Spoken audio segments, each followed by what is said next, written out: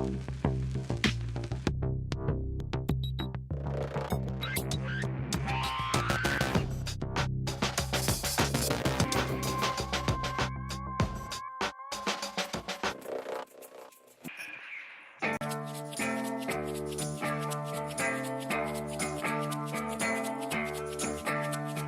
técnico que supo ocupar un rol relevante en la tan mentada reforma del Estado desde la Subsecretaría de la Oficina de Planeamiento y Presupuesto será el compañero de fórmula de Pablo Mieres, el candidato a la presidencia del Partido Independiente.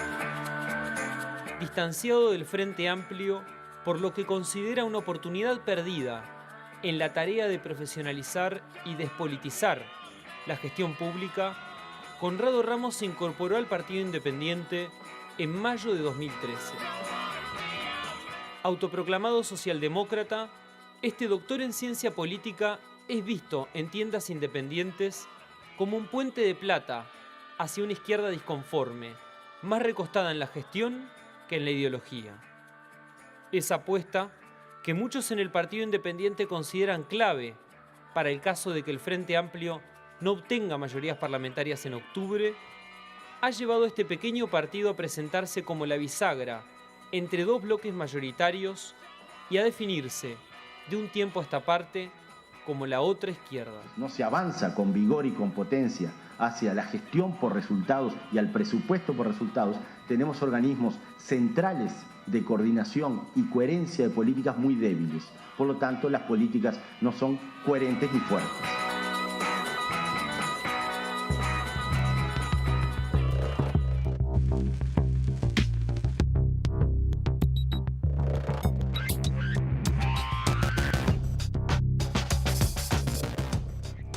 Conrado Ramos, candidato a la vicepresidencia por el Partido Independiente, bienvenido a Primera Vuelta. Encantado de estar acá, muchas gracias. ¿Qué sentido tiene en un partido como el Independiente, que aspira a engrosar la representación parlamentaria, una nominación como la suya a la vicepresidencia de la República? Buena pregunta. Yo creo que una de las cosas que nos estamos proponiendo hacer en esta contienda electoral es establecer determinados temas en la agenda de discusión con fuerza. Y esos temas que estamos estableciendo ahora en la agenda de discusión pretendemos que también tengan expresión parlamentaria a través de leyes, programas, acuerdos y políticas públicas. Y esos temas, por ejemplo, estará la reforma del Estado, supongo. La reforma del Estado es uno de los ejes fundamentales. Yo escuchaba decir en la introducción que es más la gestión que las ideologías. Yo creo que la gestión tiene que estar al servicio de las ideologías. Las ideologías tienen plena vigencia. ¿Una ideología socialdemócrata? Exactamente. Y no es la ideología de la gestión. La gestión en sí misma, por eso digo, es un instrumento de las ideologías. No es lo mismo una gestión que esté al servicio de determinado tipo de modelo de desarrollo donde el Estado tiene un rol que cumplir en temas de Estado, constitución del Estado de Bienestar y funcionalidad de ese Estado de Bienestar hacia una matriz de producción determinada, hacia una matriz de producción que en este momento todavía no hemos podido constituir, que tiene que estar muy basada en la incorporación, en un salto tecnológico que no le hemos dado, que apostar hacia otro modelo de desarrollo y una gestión que apunte más hacia un modelo de desarrollo de banca offshore y de un país no productivo. Ahora vamos a eso. Ahora, reitero un poco la pregunta, ¿cuál es el sentido de su presencia en la fórmula del Partido Independiente? Digamos, ¿qué se quiere decir con esta incorporación? Bueno, ¿arrimarse, digamos, a una izquierda disconforme?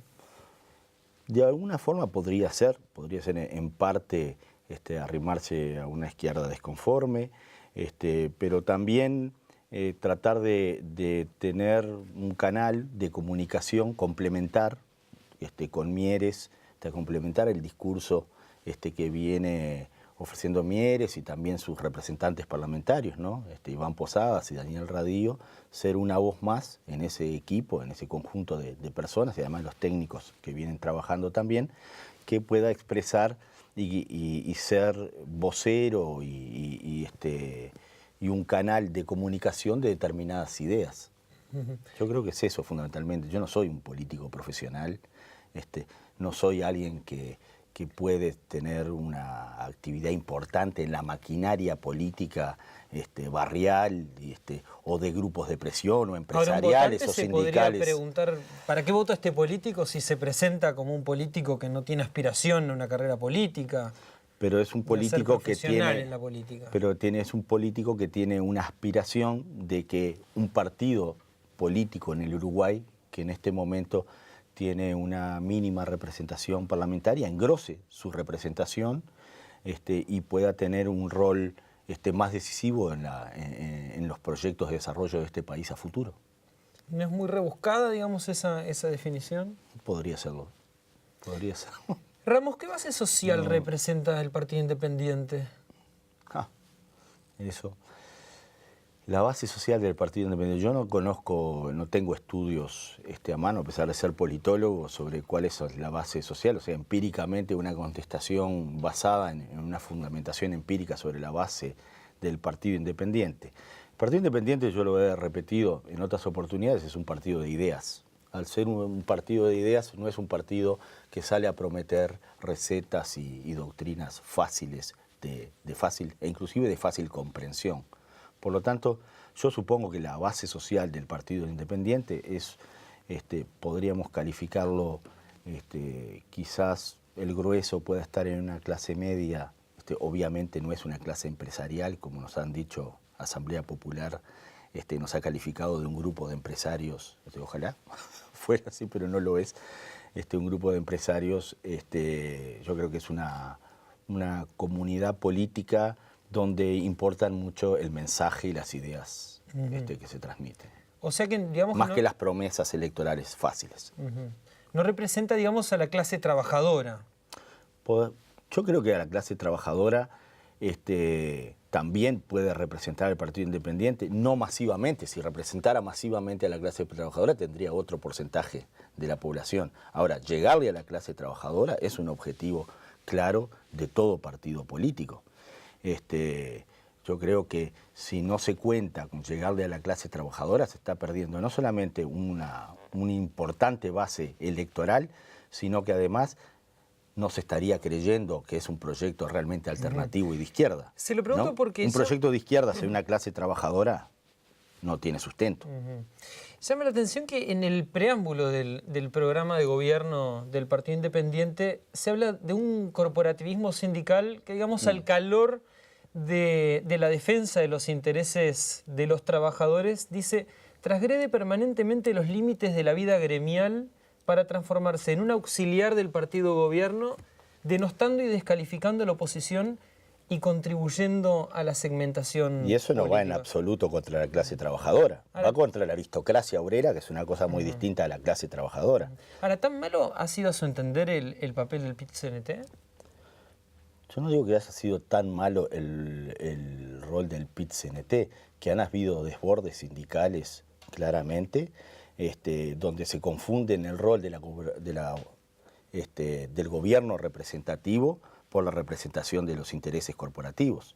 La representación de los intereses corporativos es legítima, tiene que estar, y toda socialdemocracia que se entienda fuerte tiene un sistema neocorporativo donde capital y trabajo están fuertemente representados. Ahora, y está bien que en este país el capital ha estado en las últimas décadas sobre representado con respecto al trabajo y hubo que fortalecer la pata del trabajo. Las negociaciones colectivas son un claro ejemplo.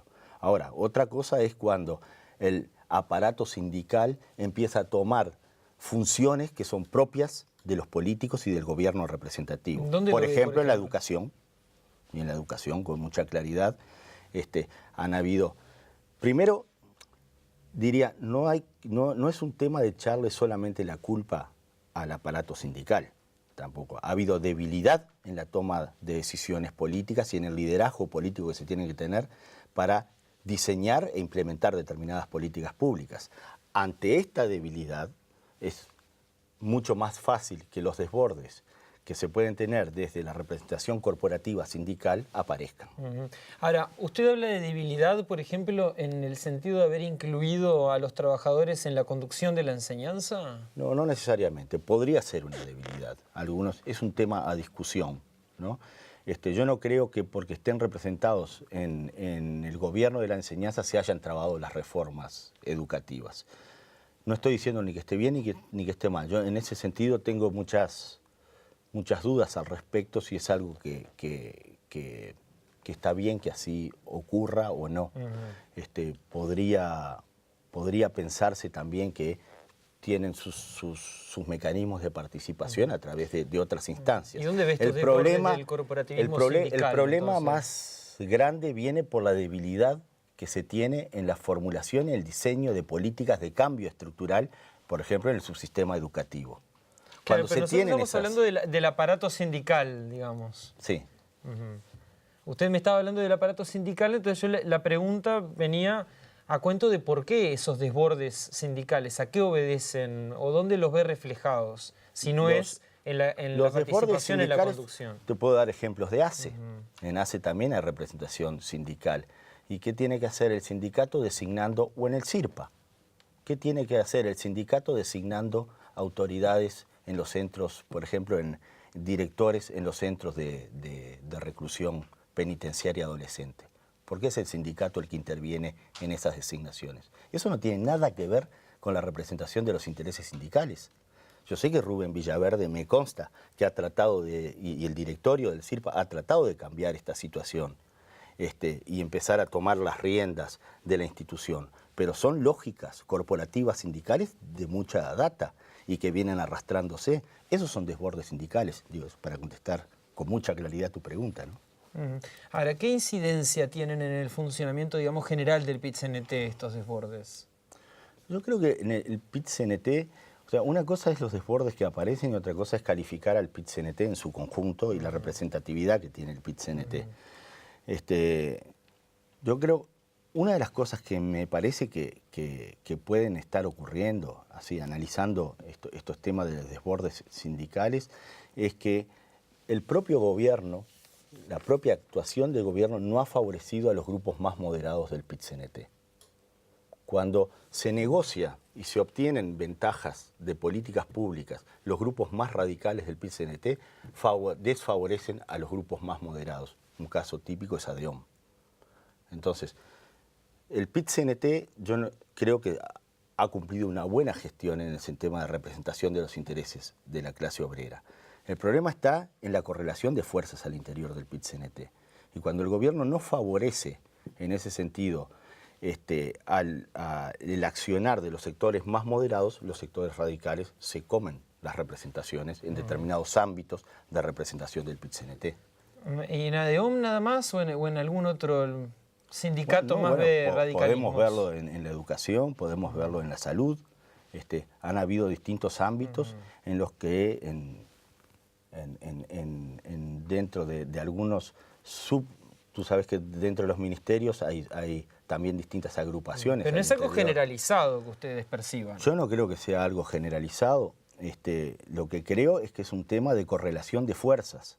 Y entonces, cuando no se opera adecuadamente desde la clase política en cuanto a respetar las alianzas y los acuerdos que se hacen con los sectores más moderados, obviamente quienes ganan más en esto son los sectores más radicales. De todas maneras, en el PIT-CNT... La negociación colectiva es un claro ejemplo. Si yo negocio con los sectores más moderados determinado aumento salarial en las rondas de negociación colectiva y luego los sectores más radicales, por presiones más minúsculas y corporativas, obtienen beneficios salariales por fuera de las rondas de negociaciones colectivas, los que salen más desfavorecidos son los que negociaron lealmente conmigo de frente en la negociación colectiva con el gobierno y salen más favorecidos los grupos más minúsculos radicales. Ramos, ¿qué pasó en el tránsito del Partido Independiente? Ahora se definen como la otra izquierda. Y en su momento el lema era ni unos ni otros. Ustedes eran una especie de bisagra entre, digamos, los dos bloques, ¿no? Digamos, el Frente Amplio y blancos y colorados. Bueno, yo creo que Lo que se ha optado claramente es por tener una visión de que no hay una sola forma de entender la izquierda. Repetimos que es una izquierda socialdemócrata. Esto dentro del Frente Amplio no es fácil decirlo. Yo cuando me afirmaba como socialdemócrata dentro del Frente Amplio me decían, bueno, tú no puedes hablar en nombre de toda la fuerza política. Y socialdemócrata implica jugar, si uno va a jugar al capitalismo, jugar en serio, jugar a un capitalismo humanizado. No se está hablando de la socialización de los medios de producción. Entonces, se está hablando también de un modelo de desarrollo donde el Estado cumple un rol determinado, un rol muy importante en la promoción del apoyo empresarial para que el país cambie su matriz productiva. Ya no es la libre fuerza del mercado. También como productor de riqueza, por ejemplo, como en el caso de Alur.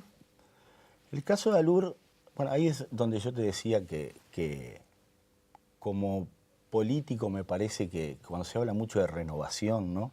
Yo no creo que sea tanto de un tema de edades, sino un tema de visión de la política.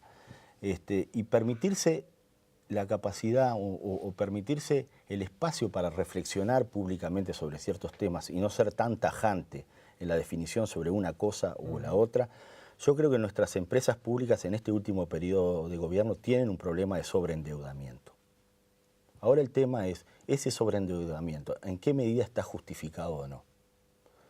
El ejemplo de Alur. Alur se sabe que tiene subsidios cruzados con ANCAP, que se subsidia el precio del biodiesel. Ahora, ¿es legítimo ese subsidio cruzado y estar financiando la producción de biodiesel a pérdida durante X cantidad de años? Aunque cierren los balances de Alur.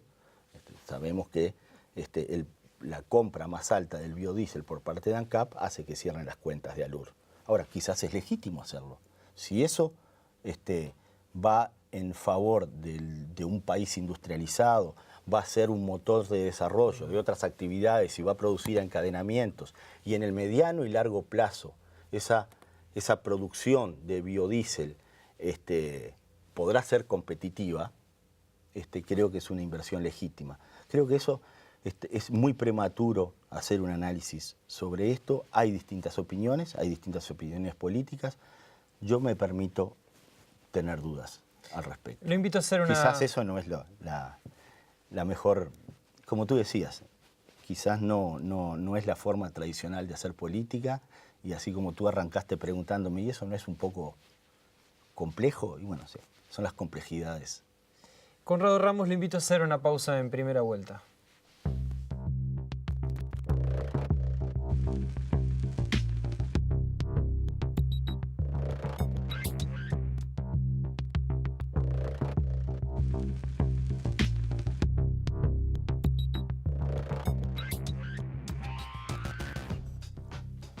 Conrado, muchas de las definiciones que nosotros veníamos conversando también se pueden encontrar en el Frente Amplio. Sin ir más lejos, hay quienes se definen como socialdemócratas, o al menos que apuntan hacia una socialdemocracia. Es el caso, por ejemplo, del Frente Liber Seregni.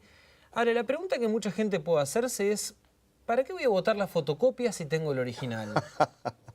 Está bien presentado de esa manera. Nosotros hemos tratado o venimos tratando, y bueno, crean estos 4 meses para tratar de explicarle con mucha claridad a la ciudadanía dónde están los matices diferenciales y por qué no es una filial ni una sucursal del Frente Amplio, y el Partido Independiente es realmente independiente de un lado e independiente del otro, más allá de que se proclame de izquierda, entonces tenga quizás una afinidad ideológica más fuerte con el partido de gobierno, pero realmente es independiente. Y es independiente en parte por estas cosas de las que venimos hablando. Nosotros creemos que realmente la representación sindical tiene que ser fuerte y tener su lugar dentro del subsistema político de gobierno. Y tiene que el gobierno representativo realmente ser el que diseña las políticas públicas y no ser el aparato sindical en el que está en el diseño de políticas públicas, porque para eso lo elige la ciudadanía, para ser representante de la ciudadanía a la clase política. Entonces, ahí hay diferencias y hay matices que en el Frente Amplio no se ve muy bien hacia dónde van. En materia de política exterior también hay cambios. La política exterior no tiene que estar tan dada por afinidades ideológicas más y se tiene que ser más pragmático. Obviamente la región es muy importante, es fundamental, pero tiene que ser una política exterior de mediano y largo plazo. La política exterior sí tiene que ser una política pensada en el largo plazo, no estar dejándose llevar por humores del momento, y tiene que ser una cosa muy bien diseñada, y no tanto ser la política de los compañeros. Ahora, cuando el presidente va ideológicamente. a visitar a Barack Obama en Estados Unidos, ¿eso no es pragmatismo a nivel de la política Es exterior? un pragmatismo muy particular de esa política exterior, porque eso no necesariamente se refleja en otras negociaciones que se vienen haciendo y que se han venido haciendo a nivel de la región, donde hubo una inspiración muy claramente marcada en que estos, como son nuestros amigos y se parecen más a como pensamos nosotros, nos va a ir mejor. Y esto no ha sido así.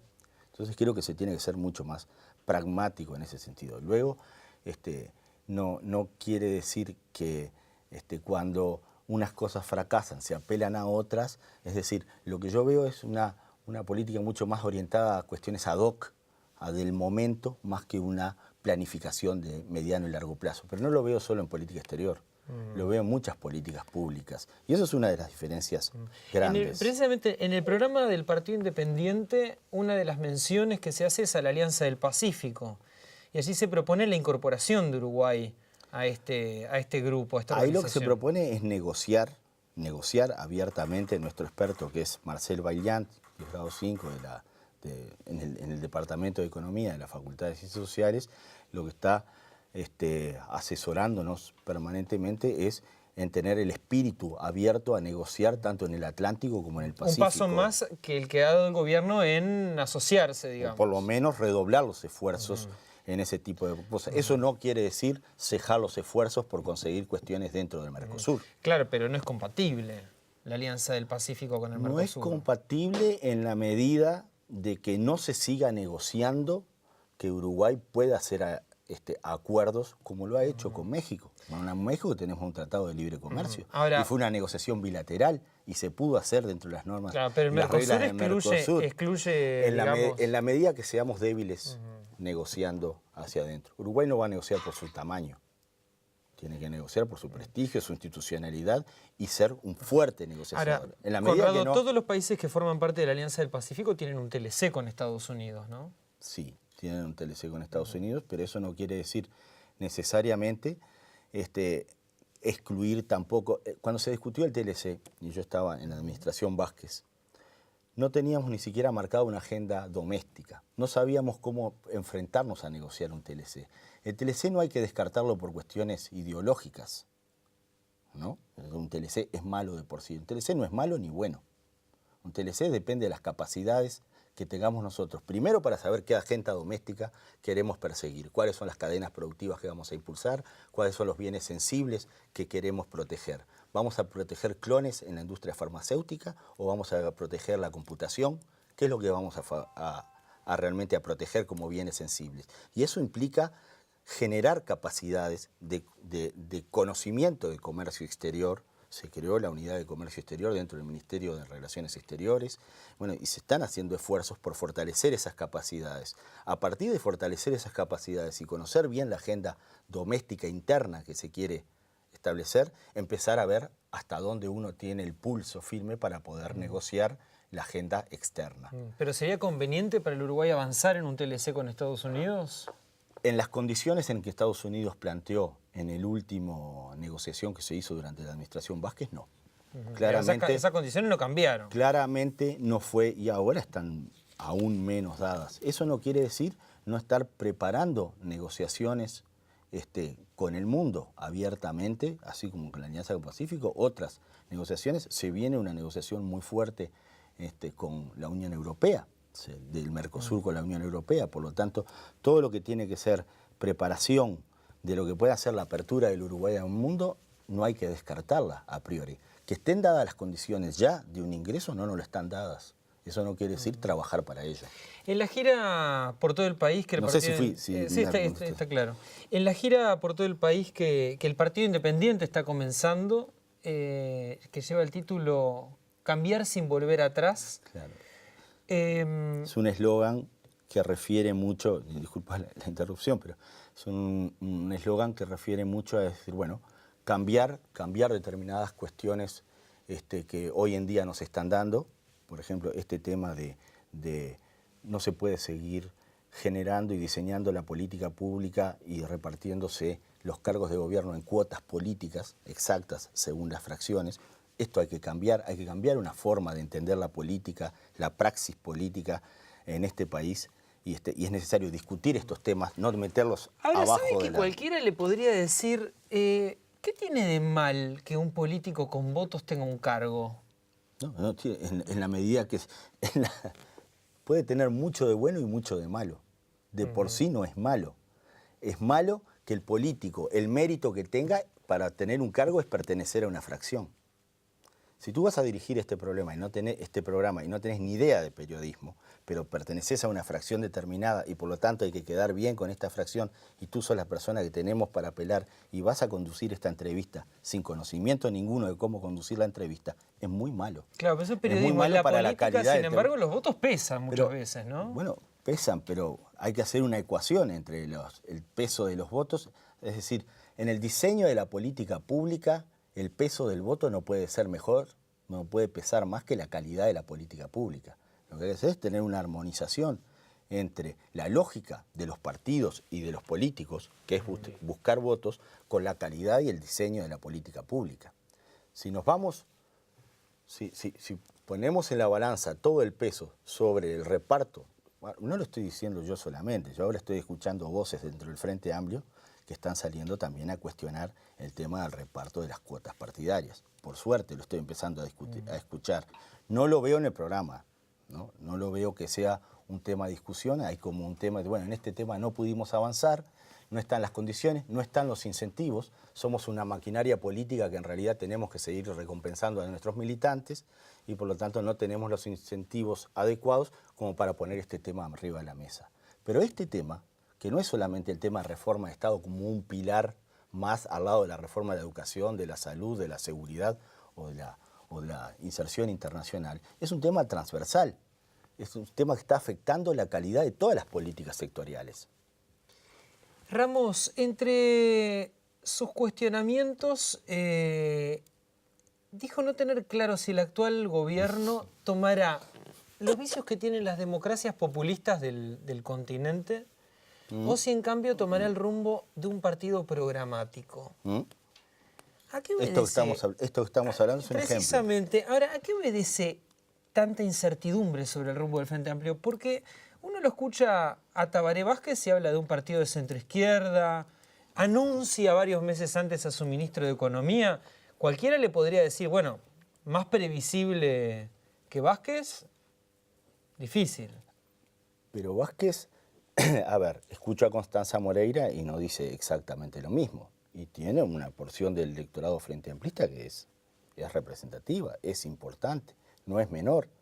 Escucho al Ministerio de Economía cuando habla o lo veo negociar o lo veo en su accionar y no es lo mismo que piensa UPP o que piensan los asesores del presidente.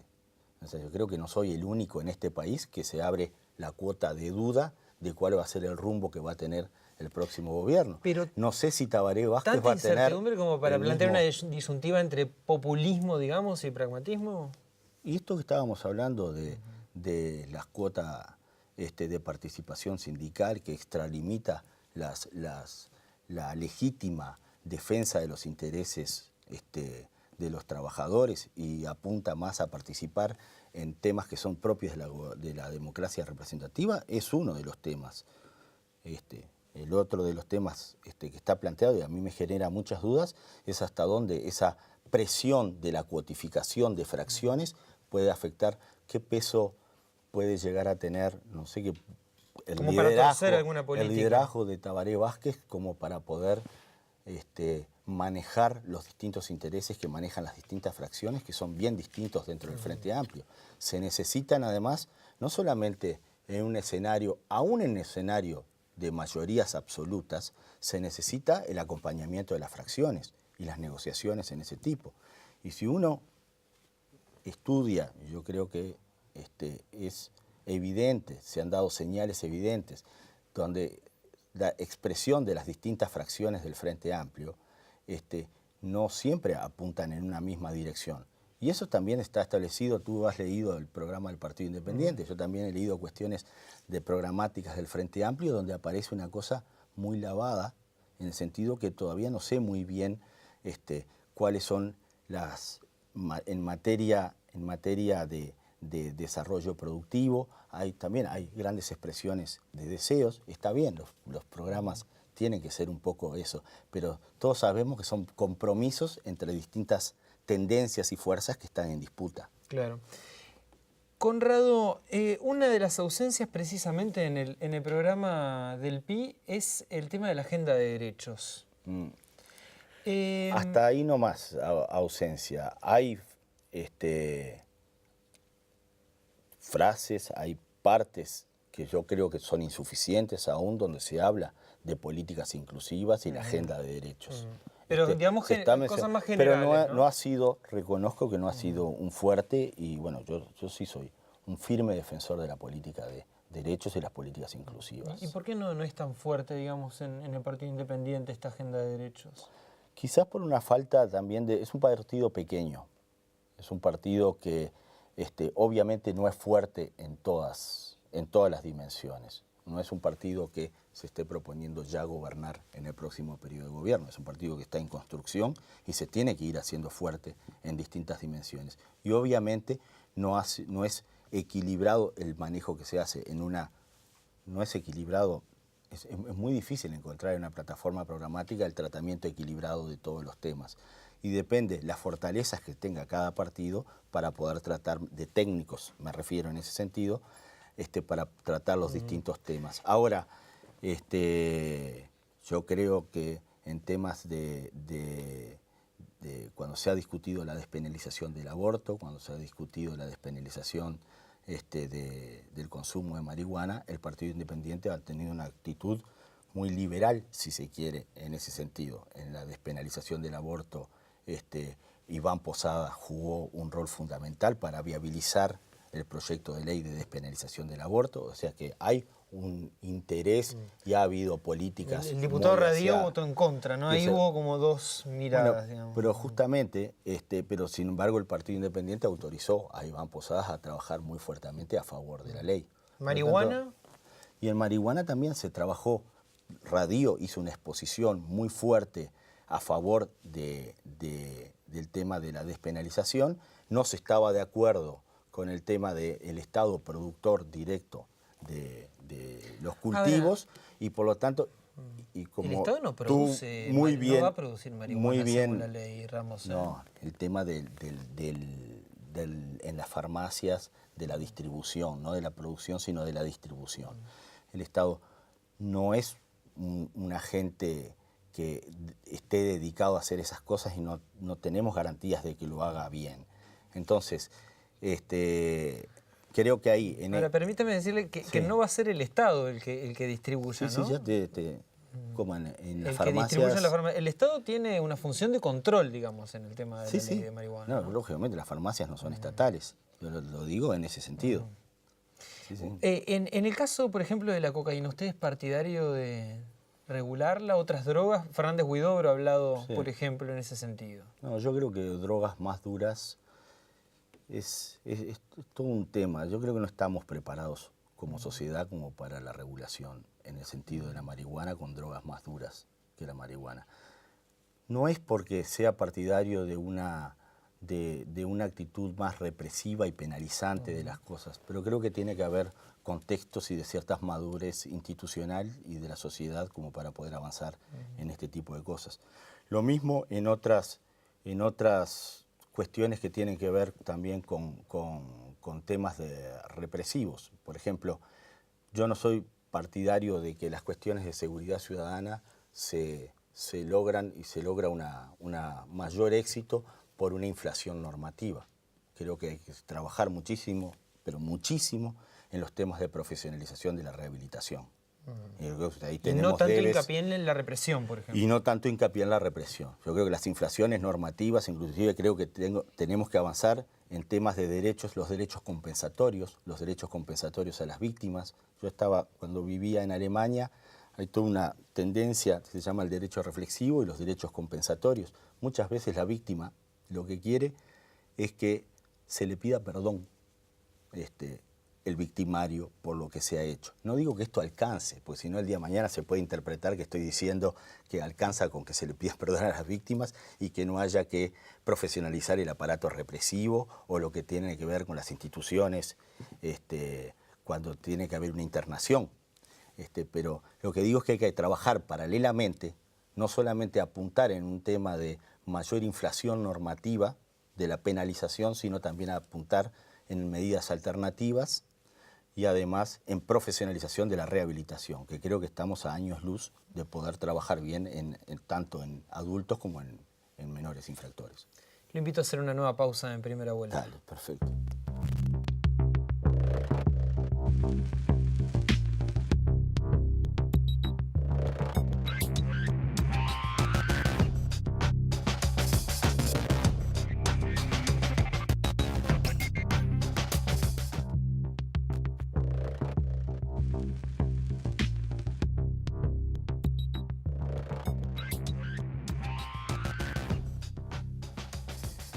¿Destinaría el 6% del PBI para la educación? Por supuesto que sí, si tuviera los márgenes fiscales, sí estaría entre las prioridades. Mi duda es de dónde se van a sacar los márgenes fiscales. Y creo que ese es todo un tema que nosotros tenemos prácticamente un 30%, el PBI está creciendo, seguramente se va a seguir creciendo, las proyecciones son a un 2,5%, por lo tanto va a haber mayor entrada de dinero. Pero también se avisora un panorama internacional, y ya se está avisorando, que no es tan favorable, hay un problema inflacionario también. Entonces, prácticamente el 30% del PBI es lo que se recauda a nivel impositivo y un 8% se van directamente, en 5,5% en déficit del BPS y un 2,5% en intereses de deuda, por lo tanto queda un 22%. Es lo que Jerónimo Roca dice, habla de un callejón fiscal. Entonces, lógicamente, como promesas, yo creo que el doctor Tabaré Vázquez en un principio habló de un 6%, luego cambió un poco su discurso y dijo, bueno, vamos a ir llegando de a poco a ese 6%, lo que me parece muy razonable y que probablemente fiscalmente sea alcanzable. El tema es donde se acumulen las promesas y el espacio fiscal sea cada vez menor. Hay países que lo Ahora, que por hacen... ejemplo, disculpe, Sí, sí. hay quienes dicen, bueno, saquemos de las Fuerzas Armadas. Sí, por ¿Usted ejemplo, está de acuerdo con ese camino, por ejemplo? El tema es, sí, yo estaría de acuerdo si se hiciera un muy buen diagnóstico desde dónde se va a sacar. Bueno, porque Sí, se dice, por ejemplo, de reformar la caja de jubilaciones. Si se va a reformar la caja de jubilaciones. Militares. Ahí hay todo un tema de cómo la economía política del cambio, cómo se va negociando ese cambio, porque también se ha discutido, yo escucho a la gente de la ANAP y también venían hablando, bueno, inclusive cuando yo trabajaba en la OPP en el periodo pasado, de también que en el sistema de previsión que hay hoy en día en Uruguay tampoco es sostenible en el mediano y largo plazo, que tendría que irse hacia un sistema nacional, más parecido al sistema sueco. El sistema inclusive nacional integrado de salud también es muy probable que vaya a tener mayores problemas. Ahora cuando entren los jubilados también al sistema, va a haber una mayor presión fiscal. Por lo tanto, las presiones fiscales van a ir en aumento. Ahora, Ramos, usted, por ejemplo, ¿qué cambios considera que deberían operarse en las Fuerzas Armadas? Imaginemos la situación de que usted mañana es vicepresidente de la República. Eso es muy difícil saber. Yo tengo un compañero de trabajo y colega, Julián González, que es un experto en el tema Fuerzas Armadas. Se han hecho estudios al respecto. Lo que no lo he visto es contemplados en programas de gobierno. Evidentemente hay un problema de economía política del cambio. Así como te decía, los problemas en los temas de seguridad social son temas muy complejos y en los cuales las sociedades van fijando sus prioridades, cómo se operarían esos cambios. En Fuerzas Armadas hay un tema, hay temas grandes que tienen que ver, uno con la cantidad de efectivos que se habla, ¿no? Y entonces, bueno, este tema es cómo hacemos para que el menor ingreso de efectivos en las Fuerzas Armadas no se traduzca en desempleo directo. Esa es una de las cosas primeras que hay. Pero ahí lo que hay que hacer es sincerar los presupuestos nacionales. Y después se habla de ciertas... Déjame terminar el concepto nada más. Es como, y ya te habilito la pregunta. Adelante. Es como cuando discutíamos la creación de un instituto que abarcara el registro de las personas, los bienes y las empresas, ¿no? La Dirección Nacional de Identificación Civil del Ministerio del Interior, la Dirección Nacional de Registro, el Ministerio de Educación y Cultura.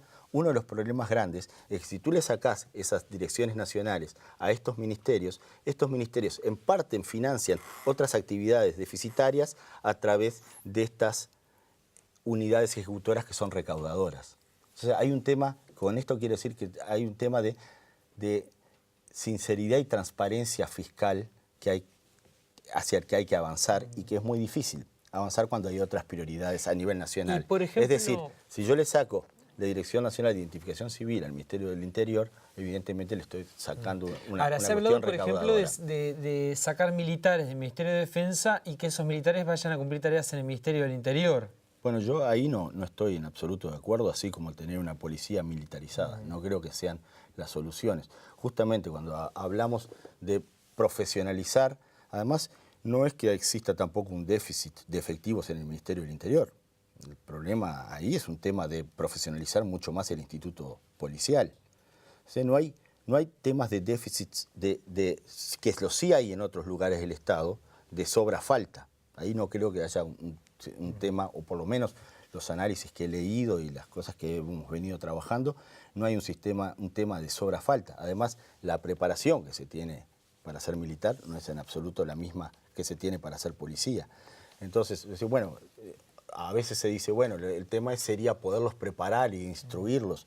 Creo que la instrucción que tiene que haber para el sistema de la policía es muy específica, que no tiene en absoluto que ver con la instrucción militar. O sea, ese tema no se solucionaría desde nuestro punto de vista de esa forma de trasladar efectivos de un lado hacia el otro. Lo que tiene que haber es una profesionalización del sistema de Fuerzas Armadas, mucho más, o sea, seguir insistiendo con lo que en el primer gobierno de Tabaré Vázquez se le llamaba la civilización del ministerio, que es constituir unidades civiles dentro del casco duro del Ministerio de Defensa que realmente tengan las riendas de las tres Fuerzas Armadas, sabiendo todos los temas de contabilidad. Yo no creo que el aparato civil tenga las suficientes capacidades como para poder gobernar bien las tres fuerzas. Pero esto no solamente pasa en Fuerzas Armadas, hay otro componente en el Ministerio del Interior. Son temas de décadas en el Uruguay que no se solucionan de un día para el otro. ¿Qué haría el Partido Independiente, por ejemplo, para resolver el conflicto Todas que hoy preguntas fáciles me estás haciendo. se está dando para resolver el conflicto entre ganaderos y frigoríficos? Sí, porque se habla en primer lugar, yo no soy un experto en esa materia, no soy economista. Hoy estaba leyendo también sobre las distintas alternativas, si se soluciona esto simplemente con habilitar la exportación de ganado en pie, o es un tema mucho más estructural que tiene que ver con una situación cuasi monopólica que tienen los frigoríficos para manejar el precio de esto. Yo no sé la solución a este tema y no me avergüenzo a decirlo. Yo creo que es un tema que hay que estudiarlo. Conrado, imaginemos que en el día de mañana hay un balotaje entre el Frente Amplio y el Partido Nacional. ¿Qué papel va a jugar el Partido Independiente? Eso dependerá. Dependerá de cómo sean recibidas las propuestas, la agenda y la temática del Partido Independiente. O sea que si se le reciben la agenda y las propuestas de parte del Partido Nacional, ¿podría llegar a acordar con el Partido Nacional? No lo sé. No es un tema que ha estado en discusión. Yo te puedo decir claramente, tú sabes que mi sensibilidad tiene que ver mucho más con propuestas de izquierda, pero que creo que para poder estar, no tengo una opinión personal en el sentido de que en el lugar desde donde estoy son decisiones de partido. Entonces, falta mucho para decidir esto. Pero está a la vuelta de la esquina, que ver, no falta sí, tanto. pero hay que ver cómo se desarrollan los pingos en la cancha y cómo nuestras propuestas en las determinadas materias de las que no hablamos demasiado, en algunas de las propuestas de reforma de Estado, en propuestas de educación. Ahora, usted dijo hoy que tenía una sensibilidad de izquierda. ¿Eso quiere decir, por ejemplo, que usted sería más proclive a apoyar a Vázquez en un balotaje? En la medida que la izquierda haga eco de en el momento, ¿no?, de la discusión programática, en ese momento se haga eco de las propuestas que viene teniendo el Partido Independiente, como partido independiente, habrá posibilidades de hacer acuerdos programáticos, pero no antes. Antes no se puede hablar de esto porque sería... Ahora, hablamos... Ahí sí tú mismo decías, o sea, cómo se diferenciaría de ser una filial. Si no discutiera programáticamente y no fuera muy firme en exigir garantías programáticas, sí te convertirías en una filial, por tener una sensibilidad más parecida. Ahora, ¿da lo mismo un gobierno del Partido Nacional que un gobierno del Frente Amplio? No da lo mismo. No da lo mismo. Yo no creo que da lo mismo. Por eso nosotros decimos, para cambiar sin volver atrás. Pero las dos cosas, para cambiar en la medida que el Frente Amplio cambie alguna de sus prácticas políticas y defina alguna de sus estrategias, estas que tú decías que yo no veía tan claro hacia dónde se iba, pero tampoco volver atrás hacia modelos que también representaron los partidos tradicionales cuando hablamos de amiguismo, clientelismo político, pero así también cuando hablamos de un modelo de desarrollo donde el Estado no cumplía un rol preponderante en el cambio de la matriz productiva y en el fortalecimiento de un estado de bienestar, que en realidad se bypaseaban los ministerios y se tenían políticas mucho más focalizadas sin prestar atención a políticas universales. Creo que eso es fundamental a la hora de la discusión. Mieres habló de dar libertad de acción en el caso de un balotaje. Había hablado hace un tiempo. Ahora, la pregunta es, ¿por qué no asumir la responsabilidad de una definición en ese caso, en el de un balotaje? Sí, pues se podría asumir la responsabilidad de una definición, pero depende, por eso te digo, no está cerrada esa posibilidad. Mieres no la ha cerrado para este periodo electoral. El tema es cómo se vaya a dar la discusión programática. Por eso es que, e insisto lo de la discusión programática, yo creo que por eso el voto al Partido Independiente es un voto útil. Porque no es un voto donde se vayan yo te podría haber tirado soluciones fáciles o te podría haber inventado cuando me preguntaste cómo solucionar el tema de los frigoríficos y poder tener algo que podría haber apelado a una sensibilidad para ganar votos en ese sentido. No, son propuestas cuando están estudiadas, bien craneadas, se hacen en ese sentido y no son propuestas probablemente de fácil digestión. Entonces, en la medida que se pueda discutir ese tipo de propuestas y se haya un compromiso de instalarlas en la agenda, se verá en ese momento. Previamente no se puede definir. Pero usted en todo caso, digamos, es partidario de jugársela, de tomar una postura, no repetir, digamos, aquella imagen del 2009 cuando el Partido Independiente permaneció, digamos, a un lado del balotaje entre Mujica y Lacalle. Me apretás por ahí. Te repito otra vez, depende cómo se dé el juego. Depende cómo se dé el juego. Yo creo que si todo lo que venimos insistiendo en si realmente el tema de reforma de Estado va a quedar, o sea, como ha venido quedando, va a quedar tapado por abajo de la alfombra, si no se va a discutir el tema de la cuotificación política, si en temas de educación no va a haber una definición clara, ¿realmente le vamos a meter el diente a este tema o vamos a seguir buscando excusas de que más o menos vamos bien, que podríamos ir un poquito mejor, o va a haber un enfoque de cambio estructural radical en este tema? Si en temas de estado de bienestar realmente vamos a seguir jugando al tema de políticas focalizadas y aumentando este caudal de políticas focalizadas que no se coordinan adecuadamente con políticas universales, o realmente vamos a instalar el Sistema Nacional de Cuidados, va a venir a reforzar el sistema de políticas universales que se van a complementar adecuadamente con las políticas focalizadas.